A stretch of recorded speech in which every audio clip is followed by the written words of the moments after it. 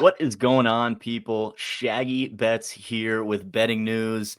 And today I'm going to help you become a better college basketball bettor. This is the official Betting News college basketball video betting guide in order to help you profit more this college basketball season. Now, college basketball, the season is in full swing already. Conference play is heating up, conference tournaments, and the big March Madness tournament are quickly approaching. So it's time to lock in and build those units for the March Madness tournament. So let's get into it with a few of my tips to help you become a better college basketball bettor. First and foremost, the number one tip I can give to anyone starting out is to narrow your scope. There are 364 Division I basketball teams. That is a lot to keep track of. There are over 4,000 Division I basketball players, D1. So the point is there's a lot to keep track of. You need to narrow down. You don't need to be betting on Northwestern State versus Tennessee Tech when you know a lot more about North Carolina and Duke, or Kansas and Houston, or Michigan and Ohio State. There are plenty of bigger named Power 4 schools to focus on in order to make sure you're making an informed wager each time you place. Like I said, there are tons of college basketball teams, 364 to be exact. It might be a great idea to narrow down your scope. Focus on a couple conferences rather than trying to attack the entire board. When you see a Saturday board full of 150 plus college basketball games, it makes it much easier to hone that in if you're only focused on a few specific conferences. So my first advice to you is narrow your scope. You do not need to be betting on teams that you don't know anything about because there is a lot more basketball to be played. Now, that does bring me into my second point, which is don't be afraid to focus on those smaller schools. Now, hear me out. Here's why. I don't want you to go making ill-informed bets. That's not what I'm talking about here. However, the books are focused on North Carolina and Duke. They are not focused on Florida A&M against Alcorn State. Most of the handle, most recreational bettors are going to be placing wagers on that bigger Power 4 matchup that's on national television that they're probably going to sit down and watch.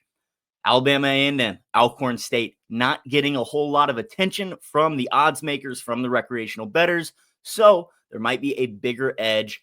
Odds makers are not paying attention to that line as much as they are this other game against North Carolina and Duke. So focusing on those smaller college basketball games might give you a bit of a bigger edge in the space. However, you need to do your research, do your due diligence, and make sure you know what you're betting and know about these teams. So narrow your scope. Do not be afraid of these small basketball schools.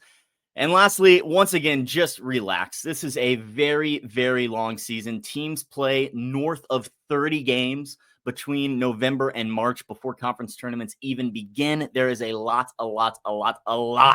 of basketball to be played. You do not need to blow your entire bankroll in November. You do not need to make 50 plus units in November just to have it going for the rest of the season. It is a long, grueling, meticulous season.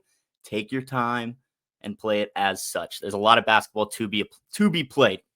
Now, looking at the conference games specifically, one thing I really like to look at is scheduling. Looking at these teams' scheduling, especially with the extended conferences. We now have the Big Ten stretching from Los Angeles all the way up to Seattle, all the way across to East Rutherford, New Jersey. That is a lot of travel for teams. In the ACC, we now have SMU, Cal, and Stanford all a part of the Atlantic Coast Conference, even though they're nowhere near. They still have to travel to those East Coast games to play. And likely the East Coast teams have to go to the West Coast. Lots of time in the travels, lots of time on planes for guys that aren't necessarily used to it. Sure, these guys are athletes and are used to traveling within the region. But once you get into these cross-country road trips for student athletes, guys who need to be focused on their studies first, you get letdown spots. You get spots that guys definitely don't show up in. Some Power 5 conferences, they even play Saturday, Monday, or Saturday, Tuesday. So looking ahead, these teams might get caught sleeping against an inferior opponent if they know 2 days from now they're going to have to go take down a gauntlet in the conference. So look for these spots where scheduling teams might get caught up sleeping. I love fading a bad team after an upset. I love taking a good team after they've lost a game they shouldn't have, potentially being caught looking ahead to that spot. So Scheduling is huge, especially with the extended conference play. You very much need to take this into account when capping college basketball.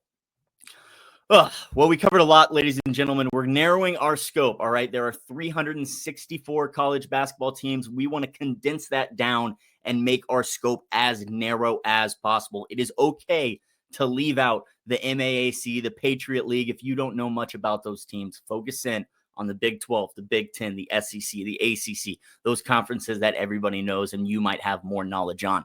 However, don't be afraid of those small schools because, once again, the handle and total attention from the bookmakers is not there compared to looking at a game like North Carolina and Duke. So don't be afraid of those mid-major, low-major college basketball games.